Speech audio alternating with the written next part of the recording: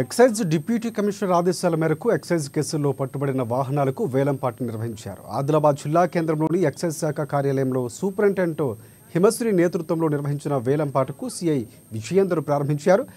పట్టుబడిన మొత్తంగా 14 వాహనాలకు గాను ప్రభుత్వ పరంగా 2,43,000 ధరను నిర్ణయించారు.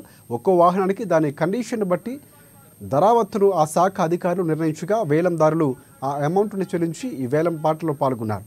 ఎక్సైజ్ సూపరింటెండెంట్ పర్యవేక్షణలో ఈ వేలంపాట సజావుగా సాగింది. వేలం ద్వారా సమకూరిన 4,07,500 రూపాయలతో పాటుగా జీఎస్టీ 73,350 రూపాయలు ప్రభుత్వ ఖజానాలో జమ చేయనున్నట్లు ఎక్సైజ్ అధికారులు వెల్లడించారు. అనుకున్న దానికంటే 64% ఎక్కువగా ఆదాయం వచ్చినట్లు తెలిపారు.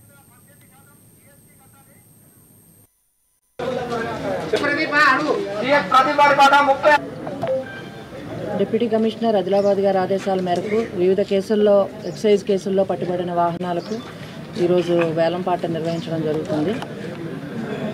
ఈ ధరావత్తు చెప్పాలా మీకు? మొత్తం 14 వెహికల్స్ గాను గవర్నమెంట్ వారు నిర్ణయించిన ధర 2,43,500 ఉంది.